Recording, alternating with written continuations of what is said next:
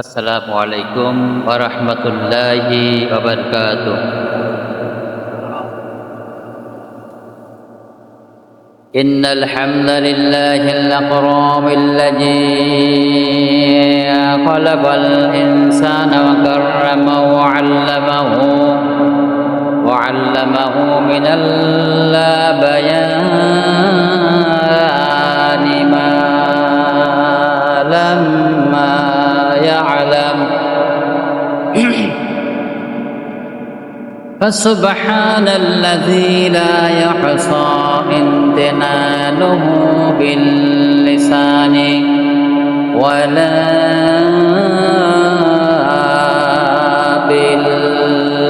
بالقلم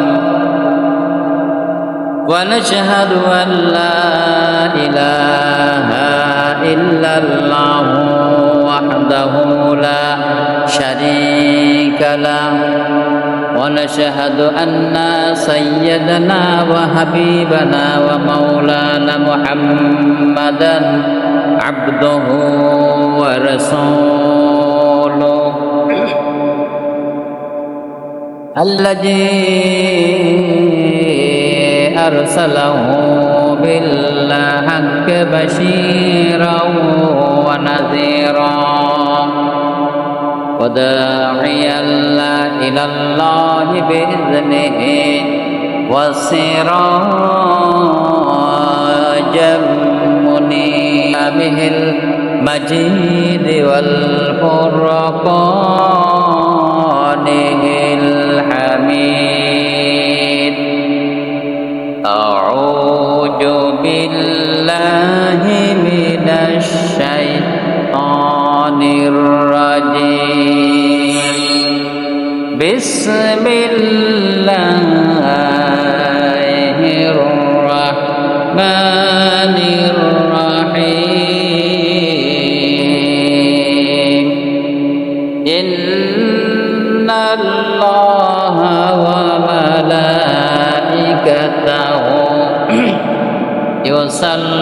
يصلون على النبي يا أيها الذين آمنوا صلوا عليه وسلموا تسليما. اللهم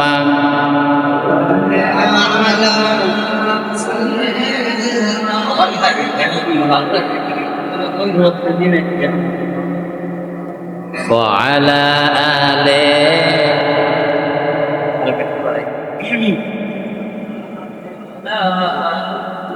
মোহাব্বতের সাথে সবাই পড়ি আল্লাহুম্মা সাল্লি আলা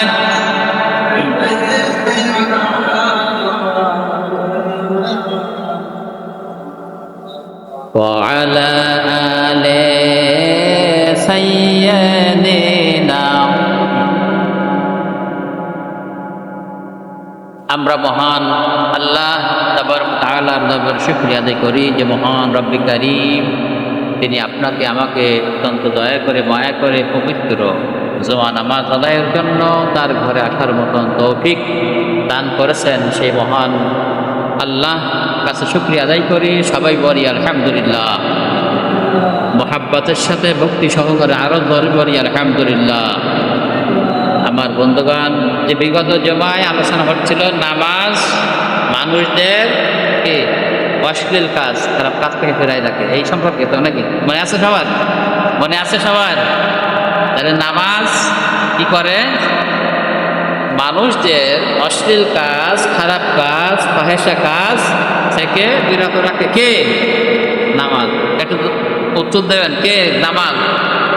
তাহলে এই নামাজ সম্পর্কে আল্লাহ তাআলা যেহেতু পিছনে ব্যাখ্যায় যাব না, গেলে দেরি হয়ে যাবে। আল্লাহ রাব্বুল আলামিন বলেন, উতলু মা উহিয়া ইলাইকা মিনাল কিতাবি ওয়া আকিমিস সালাতা ইন্নাস সালাতা তানহা আনিল ফাহশাই ওয়াল মুনকার সালাতা তানহা আনিল ফাহশাই ওয়াল মুনকার। আল্লাহ তাআলা বলছেন নিশ্চয় নামাজ মানুষদের খারাপ কাজ থেকে, ফাহিশা কাজ থেকে, মন্দ কাজ থেকে ফেরাই রাখে। কে ফেরাই রাখে? নামাজ।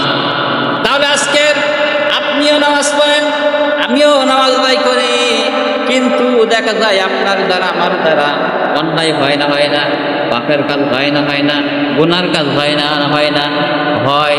তাহলে আপনার আমার মতের ধারণা কি নামাজ হচ্ছে না? নয় আল্লাহ যে ঘটনা দিয়েছেন এটা মিথ্যা কথা, নাউযুবিল্লাহ।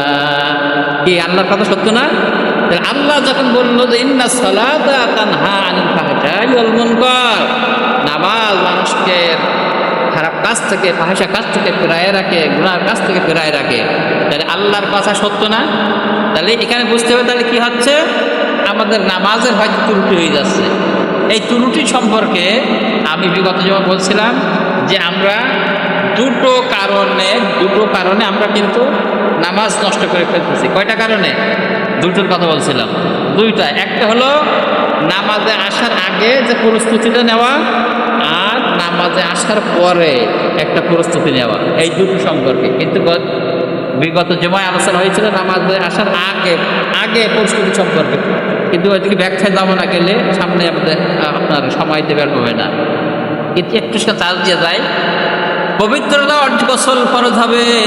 ওই গোসলটা যদি আপনি আর আমি ফরজ আদায় না করে, যদি গোসল না করি, আপনি আর আমি যদি ফরজ না আদায় করে গোসল না করি, তাহলে আপনি যদি পুকুরে পান ঘষতে ঘষতে সমস্ত শরীর একদম চকচকে ঝকঝকে করে ফেললেন না কেন, হবে আপনি পুকুরে যাইয়ে 1 কান 2 কান সাবান, স্যান্ডলের সাবান, এখন তো অনেক রকম আইটেম সাবান বেরোইছে, যা দিয়ে ধন না কেন আপনি সকাল থেকে দুপুর পর্যন্ত গোসল করবেন। গোসলের শুধু তাই নয়, আপনার যখন নামাজে আসবেন, নামাজে আসার আগে যে উযুটাও আপনার ঠিকঠাক মতো করা লাগবে। যদি ঠিক উযু না হয়, যদি না হয়, তারপরেও কিন্তু আপনার নামাজ হবে না। এই কারণে জানেন দুটো যে কথাটা বড়, একটা হলো গোসলের ব্যাপার আর একটা হলো উযুর ব্যাপার। আমার বন্ধুগণ, আপনি ভালোভাবে গোসল করেছেন, ফরজ আদায় করে গোসল করেছেন, কিন্তু উযুর ভিতরে ত্রুটি রয়ে গেছে, নামাজ হবে কিনা? হবে, নামাজ হবে। কিন্তু আপনি উযু সম্পূর্ণভাবে ফরজ আদায় করে উযু করলেন, ফরজ গোসলের সময় আপনি হক আদায় করলেন না, ফরজ আদায় করলেন না, নামাজ হবে? তাহলে দুইটা পারস্পরিক আপনাকে আমাকে পালন করা লাগবে। কিন্তু আমরা এদিকে খেয়াল করি না, উযু হলো না গোসল হলো, গোসল করার দরকার গোসল করে আসলাম, উযু করার দরকার উযু করলাম, কিন্তু হলো কি না হলে খেয়াল করি না। কিন্তু এত বড় একটা সম্পদ আপনার যার ভিতর নিয়ে, তো তাহলে সেই জিনিসটা, সেই সম্পদটা নিতে গেলে আপনাকে কষ্ট করে লাগবে না? লাগবে কিনা? লাগবে। আমার ভাইরা, এই জন্য বিছানার যাইব না। আমার বন্ধুগান, আমি বলতে চাই যে তাহলে নামাজের আসার আগে যে পবিত্রতা অর্জন করে আমরা নামাজে আসবো, গোসল ফরজ হলে গোসল ফরজগুলো আদায় করে গোসল করব, উযুর দরকার হলে উযুর ফরজগুলো আদায় করে গোসল করব। এ সম্পর্কে বিস্তারিত বিগত তোমায় আলোচনা হয়েছে। আজকে আমি বলতে চাই, নামাজে আসার পরে যে কাজগুলো আমাদের করা দরকার, আমার ভাইরা, এই কাজগুলো যদি না করি তাহলে কিন্তু নামাজের ভিতরে ত্রুটি থেকে যাবে। আল্লাহ তাআলা বলছেন, ইন্নাস সালাতা তানহা আনিল ফাহশাই ওয়াল মুনকার, নিশ্চয় নামাজ মানুষদের ফাহিশা কাজ থেকে বিরত রাখে, খারাপ কাজ থেকে বিরত রাখে। কিন্তু নামাজে আসার পরে সেইগুলো যদি ঠিকঠাক মতো আদায় না করে, আপনার নামাজে আমার নামাজে ফায়দা হবে না।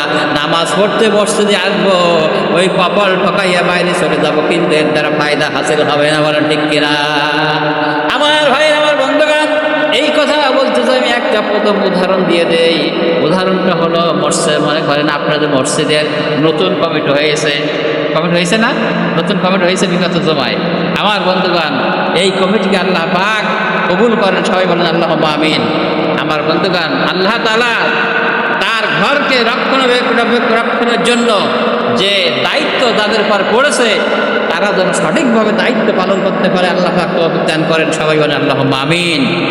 আমার বন্ধুগণ, মনে করেন আপনার মসজিদের সভাপতি সাহেব, সেক্রেটারি সাহেব, আমার বন্ধুগণ, এলাকার একজন লোক এসে যদি বললে, ভাই আমি একটা অসুবিধার পরে পড়েছি, আমাকে 50,000 টাকা হাওলাত দেন।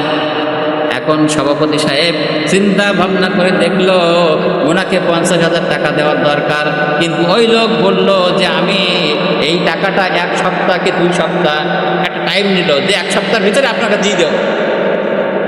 1 সপ্তাহ পরে আপনার টাকাটা ফেরত দেওয়া। আপনার সভাপতি সাহেব 50,000 টাকা দিয়ে দিল। দেওয়ার পরে মনে করেন 1 সপ্তাহ পার হওয়ার পরে ওই ব্যক্তি আর দেখবার না, টাকাও দেয় না। বলেন তারপরে কেমন কি হবে? রাগ হবে না? তার কারণ কি? এখানে সে ওয়াদা করেছে। কি করেছে? এর সঙ্গে মানে সভাপতির সঙ্গে তার সঙ্গে কন্ট্রাক্ট হয়েছে যে আপনি 50,000 টাকা দেন, আমি 1 সপ্তাহের ভিতরে আপনাকে দিয়ে দেবো। এখন যদি 1 সপ্তাহের ভিতরে পরে না দেয় তাহলে তারপর রাগ হবে না? হবে না? কথা বুঝতে পারতেছেন তো? তারপর রাগ অবশ্যই হবে। এইবার তার ওখান থেকে যদি 4-5 দিন পরে এসে যদি আবার বলে সভাপতি সাহেব আর 10,000 টাকা লাগবে, একটুখানি দেন, দেবে? দেবে? কেন? তুমি তো অবদান ঠিক রাখোনি, আর তুমি আমার কাছ থেকে পাবা না। আমার বন্ধুরা এই উদাহরণটা দিলাম এই জন্য, আপনি নামাজে আসলেন, আমি নামাজে আসার পরে আল্লাহ তাআলার সঙ্গে আমি কথা বললাম, চুক্তি করলাম, আল্লাহর সঙ্গে আমি চুক্তি করলাম, ওয়াদাবদ্ধ হলাম। এবার এই ফ্যানটা বন্ধ দিতে নেই। আপনি আমি আল্লাহর সঙ্গে চুক্তিবদ্ধ হয়ে গেলাম। চুক্তিবদ্ধ হয়ে যাওয়ার পরে আমার ভাইরা, বন্ধুগণ, যদি আপনি আমি যদি ওয়াদা ঠিক না রাখি, কথা যদি ঠিক না রাখি, তাহলে আল্লাহ পাক আপনার আমারকে কি ফায়দা দেবে? দেবে? আপনার ভালো করে বুঝেন কিন্তু কথাটা। দেবে? ফায়দা দেবে? দেবে না। আমার ভাইরা, আমার বন্ধুগণ, তাহলে যদি ফায়দা না দেয় তাহলে আমার বন্ধুগণ, আল্লাহ তাআলার সঙ্গে আমরা যে ওয়াদাবদ্ধ হলাম, এই ওয়াদাবদ্ধটা কিভাবে হলাম? আপনি আমি যখন মসজিদের ভিতরে আসবো, নামাজ আদায় করার জন্য আসবো, নামাজ আদায় করার জন্য আপনি যখন ওই মসজিদের বাইরে গেটের সামনে যখন 2খানা জুতো খুলে মসজিদে প্রবেশ করবেন, আপনি আল্লাহ তাআলার কাছে কি বললেন? কি বললেন? হ্যাঁ, আপনি কি বললেন? এই দোয়াটাকে জানেন? আল্লাহুম্মা আফতাহলি আবওয়াবা বিরহমাতিকা। এর অর্থ হলো, আল্লাহ আপনি আমার জন্য আপনার রহমতের যত দরজা রয়েছে খুলে দিয়ে দেন। চেয়ারম্যানের কাছে কি বললেন? সভাপতির কাছে যে আপনি আমাদের সাথে টাকা দেন, আর এখানে এসে আল্লাহর সঙ্গে কি বলতেছেন?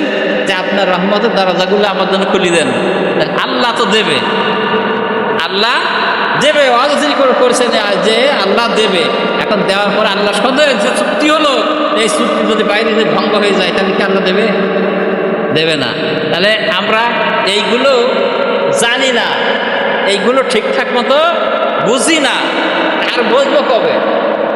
যে আল্লাহর সঙ্গে কি বললাম, নামাজে আসার পরে বান্দা যখন সেজদায় যায়, হাদিসের ভিতরে বলা হচ্ছে ওই বান্দার আর আল্লাহর ভিতরে কোনো তফাৎ থাকে না, থাকে? তাহলে আল্লাহর সঙ্গে আপনি কথা বলতেছেন যে সূরা ফাতিহা তেলাওয়াত করে, সূরা এই ফাতিহা প্রত্যেক আয়াতে আয়াতে আল্লাহ তাআলার সঙ্গে আমি কথা বলতেছি। আর এই আল্লাহ তাআলাও হাদিসের কথা, কিন্তু এটা কোনো গল্প না। হাদিসের ভিতরে আসছে আল্লাহ তাআলা যখন কোনো ব্যক্তি সূরা ফাতিহা তেলাওয়াত করে, একটা আয়াত তেলাওয়াত করলো, আল্লাহ তাআলা ওই তেলাওয়াতের জবাব বান্দার দিয়ে থাকেন। কিন্তু আমরা সূরা ফাতিহা কিভাবে তিলাওয়াত করি? অনেক জায়গায় দেখা যায় যে আমরা অনেক জায়গায় তিলাওয়াত করি এইভাবে যে একদম সূরা ফাতিহা শেষ। তাহলে আমার এই আল্লাহর কাছে চাইলাম কখন, আল্লাহ আমার দিল কখন? এই জন্য বলা হচ্ছে সূরা ফাতিহা আমরা কি করব? ছাড়াই মানে যে আয়াত রয়েছে থেমে তিলাওয়াত করব। আলহামদুলিল্লাহি রাব্বিল আলামিন আর রহমানির রহিম মালিকি ইয়াউমিদ্দিন ইয়্যাকা না'বুদু ওয়া ইয়্যাকা নাস্তাঈন ইহদিনাস সিরাতাল মুস্তাকিম সিরাতাল্লাযীনা আন'আমতা আলাইহিম গায়রিল মাগদুবি আলাইহিম ওয়ালাদ-দাল্লিন। আমিন। তাহলে ছাড়াই ছাড়াই বললাম, আল্লাহ তাআলার কাছে আমি চাইলাম, আল্লাহ তাআলার প্রশংসা আদায় করলাম, আল্লাহ পাক এ কথা সামনে আসতেছে। আমার ভাইরা, যে কথা বলছিলাম, আপনি মসজিদের ভিতরে আসলেন, আসার পরে আল্লাহ তাআলার কাছে ওয়াদাবদ্ধ হলেন, আল্লাহ তাআলা আপনি আমার জন্য যত রহমতের দরজা রয়েছে আপনি খুলে দিয়ে দেন। আল্লাহ রাব্বুল আলামিন আপনার জন্য আমার জন্য যত রহমতের দরজা আছে সবগুলো আল্লাহ তাআলা খুলে দিয়েছেন। সুবহানাল্লাহ। তাহলে এবার রহমতের দরজা খুলে দিলেন, দেওয়ার পরে এইবার আপনি আর আমি আল্লাহর সঙ্গে যদি ওয়াদা ঠিক না রাখি, বাইরে দিয়ে এইবার যদি অন্য মানে এইটা ভুলে যায়, তাহলে আল্লাহ কি কোনো প্রাপ্য দেবে? আমার ভাই, আমার বন্ধুগণ, আল্লাহ তাআলা বললেন, লা ইয়াত্তাখিযুল মুমিনুনাল কাফিরিনা আউলিয়া মিন দুনিল মুমিনিন। আল্লাহ তাআলা বললেন, ভালো করে শুনেন, কিন্তু আল্লাহ তাআলা বললেন মুমিনেরা যেন কখনো মুমিনদেরকে বাদ দিয়ে, কাদের? মোমেনারা যেন, আপনি যদি মোমেন হয়ে থাকে তাহলে আল্লাহ তাদের আপনাকে ডেকে বলছেন মোমেনারা যেন কখনো মোমেনদেরকে বাদ দিয়ে, ইমানদাররা যেন কখনো ইমানদারদেরকে বাদ দিয়ে কোনো সাহায্যকারী না বানায়, পৃষ্ঠপোষক না বানায়, তাদের জন্য কোনো সহযোগিতা কোনো জন্য সহযোগিতা না করে। কার কথা? আল্লাহর কথা না? হ্যাঁ, আল্লাহর কথা। আল্লাহ বলছেন মোমেনেরা, যে মোমেন ব্যক্তি দাবি করবে সে যেন মোমেন ছাড়া অন্য কাউকে সহযোগিতা করতে পারবে না, রায় দিতে পারবে না, সহযোগিতা কিছুই করতে পারবে না। আল্লাহ অপর জায়গায় বলতেছেন, পরবর্তীতে আল্লাহ জানাই দিচ্ছেন, আমি এই কথাটা জানার পরে, এই কথাটা বলার পরে যদি কোনো ব্যক্তি অস্বীকার করে মোমেনদেরকে বাদ দিয়ে কাফেরদেরকে, মুশরিকদেরকে সাহায্য করে, তাদেরকে যদি ভোট দেয়, তাদেরকে যদি রায় দেয়, তাদের যদি কোনো লেনদেন কিংবা কোনো রকম সাহায্য করে, আমার বন্ধুগণ এই কথা জানার পরে আল্লাহ পাক বলছেন, এই কথা যে ব্যক্তি জানলো, জানার পরে যদি এই কাজটা করে, আল্লাহ তাআলা তাদের সম্পর্কে বলছেন, ফালাইসা যালিকা মিনাল্লাহি বিশাই। আল্লাহ তাআলা বলছেন ওই বান্দার সঙ্গে আর আমি আল্লাহ তাআলার সঙ্গে কোনো সম্পর্ক নাই। বোঝা গেল কথাটা? বুঝতে পেরেছেন? যদি আল্লাহ বলছেন, আজকের যারা জুমায় শুনলেন এই কথাটা, আজকে তো শুনলেন, এরপরে আল্লাহ তাআলার কাছে তার বলতে পারবেন না যে আমরা এই কথা শুনিনি। আল্লাহ তাআলার কাছে কি বলতে পারবেন যে আমরা কথা শুনিনি? আজকের যে আল্লাহ তাআলা স্পষ্ট ভাষায় বললো, যারা মোমেনরা, ইমানদাররা মোমেনদেরকে বাদ দিয়ে, ইমানদারকে বাদ দিয়ে কোনো রকম তাদের সাহায্যকারী, পৃষ্ঠপোষক, তারপরে আমানত কিছুই তাদের সঙ্গে এরকম লেনদেন করতে পারবে না। যদি কেউ করে, ফালাইসা যালিকা মিনাল্লাহি বিশাই, আমি আল্লাহর সাথে ওই ব্যক্তির সঙ্গে কোনো সম্পর্ক নেই। তাহলে আল্লাহর সঙ্গে সম্পর্ক থাক, এটা আপনারা চাই, তাই কিনা? তাহলে ওয়াদা ঠিক রাখতে হবে না? ওয়াদা ঠিক রাখবেন কিনা? আমার ভাই, আমার বন্ধুগণ, এই জন্য বলছিলাম যে আমরা যে নামাজে আসলাম, আসার পরে আমরা যে কথাগুলো আল্লাহর সঙ্গে বলতেছি, এটা আমাদেরকে জানতে হবে, বুঝতে হবে। খামাখাই নামাজ পড়ে চলে গেলাম, সূরা ফাতিহা পড়লাম, তাও ঠিক মতন পড়তে পারলাম না, হয়তো তার ভিতরে ভুল রয়েছে, কিন্তু এই নামাজ আল্লাহ তাআলার কাছে কবুল হবে কিনা? আপনার বয়স 80 বছর, 90 বছর হয়ে গেছে, 60 বছর হয়ে গেছে, এখন যদি বলা হয় সূরা ফাতিহাটা তিলাওয়াত করেন, আমার মনে হয় অধিকাংশ মানুষ ভুল হয়ে যাবে, ঠিক কিনা? মুখস্থ আছে ঠিকই, কিন্তু কি করবে? জোড়াই যাবে, উচ্চারণে ভুল হবে, জোড়াই যাবে, এরকম হবে না? আমার বন্ধুগণ দেখেন, হাদিসের ভিতরে বলা হচ্ছে সূরা ফাতিহা ছাড়া নামাজ হবে? তাহলে সূরা ফাতিহাটা এটা কি জানা দরকার আছে না? আপনি মনে করতে পারেন আমার বয়স এখন 80 বছর, 90 বছর বয়স, এখন যদি ইমাম সাহেবের কাছে বলি তাহলে পেস্টিসের ব্যাপার, পেস্টিসের ব্যাপার। আমি একটা উদাহরণ দেই। আমার বন্ধুগণ মনে করেন এখানে সর্বোচ্চ বয়স হয়ে গেছে 80 বছর কি 90 বছর, এই ব্যক্তি লেখাপড়া জানে না, কোনো রকম মানে একটা দাগও দিতে পারে না, মনে করেন এরকম অবস্থা, কিন্তু তার হাতে 5 বিঘা জমি আছে। ক বিঘা? 5 বিঘা জমি আছে, কিন্তু পাশের শরিকের সঙ্গে গ্যাঞ্জাম হচ্ছে। এখন 1 বিঘা জমি নিয়ে গ্যাঞ্জাম হচ্ছে, এখন ওই 5 বিঘা জমির মালিক ছেলে বললো যে আমি কাগজপত্র করতে পারি না, ও তুমি নাও গেল, দেবে? দেবেন? আপনারা একটু বলেন, কথা বলেন, একটু কথা বলতে কি অসুবিধা? আমি ঠিক আছে তো আপনি, আপনারা খালি একটু জবাব দিবেন যে না আপনারা বুঝতেছেন। কি বলেন, 1 বিঘা জমি ছেড়ে যাবে কেউ? ওই লোক কি করবে? ওই কাগজটা নিয়ে উকিল সাহেবের কাছে যাবে, কিংবা যারা বোঝে তাদের কাছে যাবে, নাকি যাবে না? তাই যদি যায়, ওই উকিল সাহেব বলে দেবে না তোমার এই জমি ও ব্যক্তি পাবে না। আর আপনি বাড়ি আসার পরে বলবেন, কাঁচা বাড়ি বলার এবার আয়, হ্যাঁ বলবেন না এবার আয়। তাহলে এইটা যদি আপনার 80 বছর 90 বছর বয়স হয়ে গেছে, এইটা যদি স্পিরিট থাকে, শক্তি থাকে, কেন আপনি সূরা ফাতিহা আল্লাহর কালাম আপনি এখনো তিলাওয়াত করতে শেখেন নাই? এখন শেখেন নাই কেন? এই আল্লাহর কালাম আপনি এখনো শিখলেন না, তো শিখবেন কবে? মারা যাওয়ার পরে এই কোরআন কিন্তু আপনার জন্য সুপারিশ করবে, আমার জন্য সুপারিশ করবে। আমার ভাইরা, যদি কোরআন না জানি, কোরআন না বুঝি, তাহলে আমাদের কিন্তু কবরে যে অবস্থা বেকায়দা আছে না নাই? আছে না? কবরে যে আমাদের অবস্থা কিন্তু বেকায়দা হয়ে যাবে। এই জন্য আমাদের কোরআন জানতে হবে, কোরআন জানতে হবে। আমার বন্ধুগণ, আজকে যারা আপনারা মসজিদে আসছেন, সকলের কাছে আকুল আবেদন জানাই যে কোরআনটা না শিখে মৃত্যুবরণ করবেন না। এরা নিয়ে আছে কার খবর আছে না? আমার বন্ধুগণ, আমি একটা জিনিস উদাহরণ দেই, সেটা হলো এই, চালু করেছেন, আমি একটা উদাহরণ দেই। মনে করেন যে 1 বছর যদি আপনি একটা হুজুর রাখেন, আপনি যদি একটা হুজুর রাখেন প্রতি মাসে 500 টাকা, তাহলে 5 বারা কত? 6000 টাকা। তো ওই মসজিদে এমন কোনো মুসল্লি আছে যে বছরে 6000 টাকা খরচ করতে পারবে না? আছে কেউ? আপনারা যদি বলেন যে না আমার সামর্থ্য নেই, কিন্তু আমার ইচ্ছা আছে, আমি কোরআন শিখবো, আমার টাকা নেই, আমি কোরআন শিখবো, ইচ্ছা আছে, আমি তার জন্য 6000 টাকা দেবো ইনশাল্লাহ। এরকম কেউ আছে? কিন্তু আপনাদের নিয়ে থাকতে হবে যেন কোরআন না শেখা পর্যন্ত আমি মৃত্যুবরণ করব না। আমার বন্ধুগণ, যদি ছাত্রের খাতায় আপনি লিখে দিয়ে দেন, তালবে ইলমের খাতায় আপনার নামটা থাকে, কোরআন শিক্ষা করতেছেন, মসজিদে আসতেছেন, এমন অবস্থায় যদি আপনার মৃত্যু হয়ে যায়, তা আল্লাহ তাআলা আপনাকে কি কুরআনুল কারীমের খাতায় নাম লিখে আপনার মৃত্যু দেবেন? সুবহানাল্লাহ।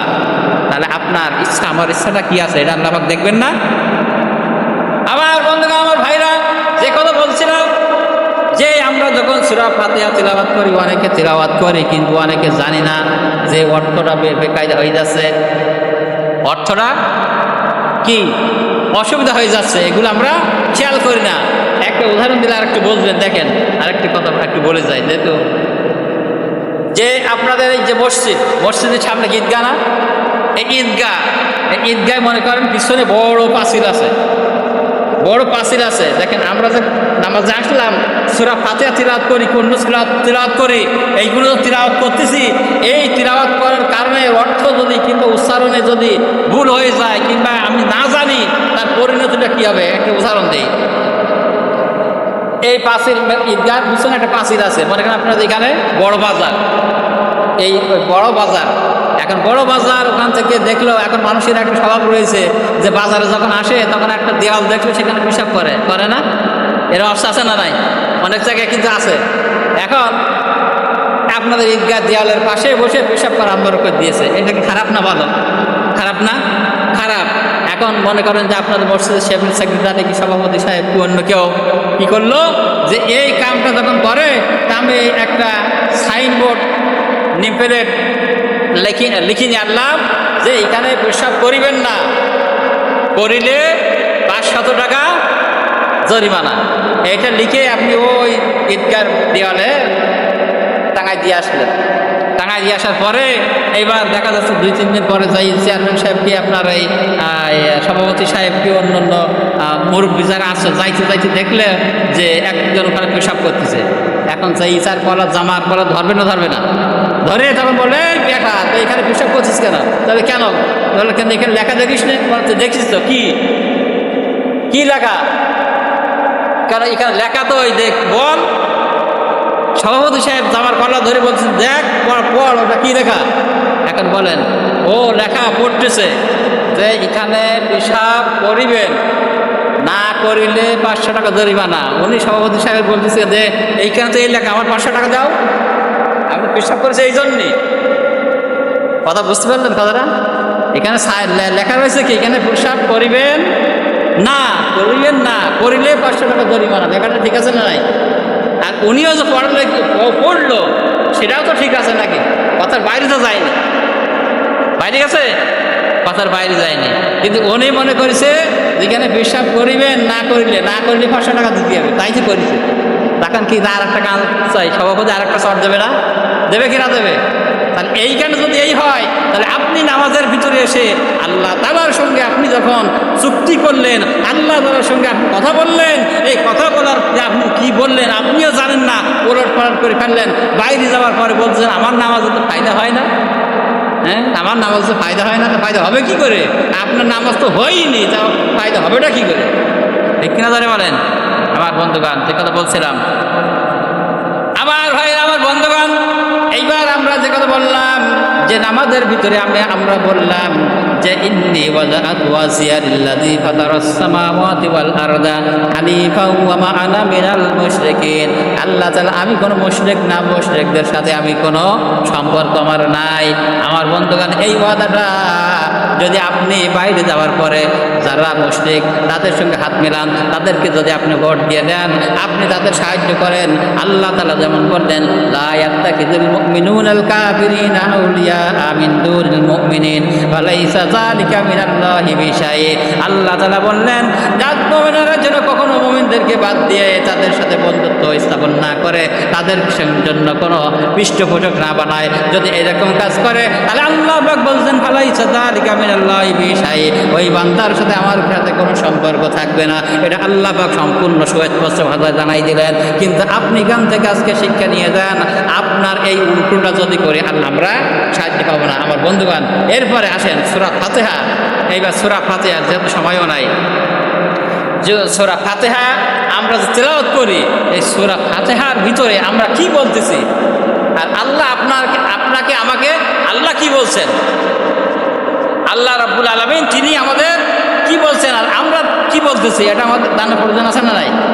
আমার বন্ধুগণ, আমরা সূরা ফাতিহার ভিতরে একটুখানি, যেহেতু সময় অল্প, শেষ করে করা যাবে না, আমি অল্প একটু টাচ দিয়ে যাই। এটা হলো এই সূরা ফাতিহা ছাড়া নামাজ হবে না। আপনারা কিন্তু এখনও বলতেছে এটা কিন্তু অনেক হুজুররা হাত ধরি পায়ে ধরে এরকম বলে, কিন্তু আমি হাত ধরার পায়ে ধরার এরকম কিছু দেখি না। আমি দেখি আল্লাহ আমাকে দুনিয়া নিয়ে আসছেন, কোরআন শিক্ষা করার জন্য আগেই বলেছেন। আল্লাহ রসুল বলছেন না? হ্যাঁ, আল্লাহ রসুল বলছেন যে দেহের ভিতরে কোরআন নাই, সে দেহটা বিরান ঘরের সমতুল্য।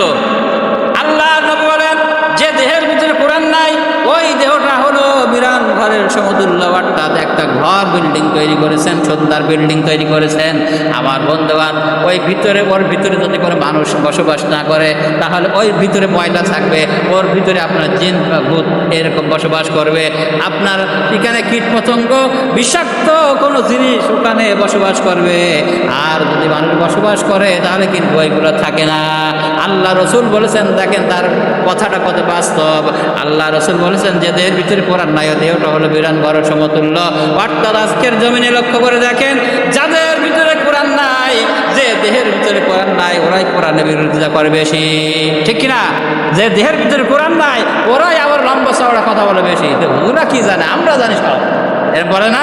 কিন্তু তাদের যদি বলে ভাই এসে নামাজটা পড়াও, তখন বলে কি না এখন না, সময় নেই, এর বলে না।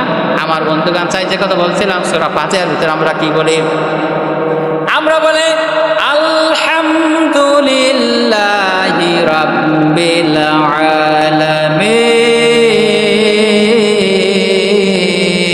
আল্লাহু আকবার। আমরা বললাম আলহামদুলিল্লাহি রাব্বিল আলামিন, অর্থ হলো সমস্ত প্রশংসা। আলামিন মানে সমস্ত জগতের মালিক যিনি, কি সমস্ত জগতের মালিক যিনি, তার প্রশংসা আদায় করলাম। এইবার আল্লাহ রাব্বুল আলামিন এইটা যখন আমরা বলে দিলাম আল্লাহ তাআলা কত মেহেরবান, আল্লাহ তাআলা কত দয়ালু, তিনি তখন খুশি হয়ে যায় বান্দার পরে। আর তখন বলতে থাকে হামিদানি আব্দি, আল্লাহ তাআলা তখন সেই সূরা ফাতিহার এই আয়াতটা শেষ হওয়ার সঙ্গে সঙ্গে ওই বান্দার জবাব দিয়ে দেন হামিদানি আব্দি, আমার বান্দা আমার প্রশংসা করেছে। কি করেছে? আমার বান্দা আমার প্রশংসা করেছে। এই কোনোদিন আমরা নামাজ দাঁড়িয়ে চিন্তা করেছি? হ্যাঁ, এক কেরাতে একদমে আলহামদুলিল্লাহি রাব্বিল আলামিন রহমানির রহিম মালিকি ইয়াউমিদ্দিন ইয়াকা না'বুদু ওয়া ইয়াকা নাস্তাঈন ইহদিনাস সিরাতাল মুস্তাকিম সিরাতাল লাযিনা আন'আমতা আলাইহিম গায়রিল মাগদুবি আলাইহিম ওয়ালাদ-দাল্লিন। শেষ। তাহলে এর ভিতরে আপনি থেমে হাদিসের ভিতরে বলছে সূরা ফাতিহা থেমে তিলাওয়াত করতে হবে। আল্লাহ যে আপনার কথার জবাব দিচ্ছেন, এটা কি জবাব দেওয়ার সময় দেবেন না? নাকি আপনি যে আল্লাহর কাছে আসছেন সেই চাওয়াটা ভালো করে চাবেন না? চাইতে হবে। এই জন্য সূরা ফাতিহার সময় হয়ে গেছে। এই বিস্তারিত আলোচনাগুলো আরেকটা জুমা আল্লাহ তৌফিক দান করেন, সামনের জুমায় মানে এই সূরা ফাতিহা যে আমরা যে আল্লাহ পাক যে কি জবাব দিচ্ছেন এই সম্পর্কে, আর নামাজের যে ভিতরে ফরজ আছে, নামাজের ভিতরে আর বাইরে ফরজ আছে, এই ফরজ যদি তারা হয়ে যায় তাহলে নামাজ হবে না। এই দুটো বিষয় আল্লাহ তৌফিক দেন সামনে জুমায় ইনশাআল্লাহ আলোচনা করা হবে। আল্লাহ পাক আমাদের সকলকে তৌফিক দান করুন, আমিন। ওয়া আখিরু দাওয়ানা আলহামদুলিল্লাহ। আমরা সুন্নাত পড়িনি সবাই।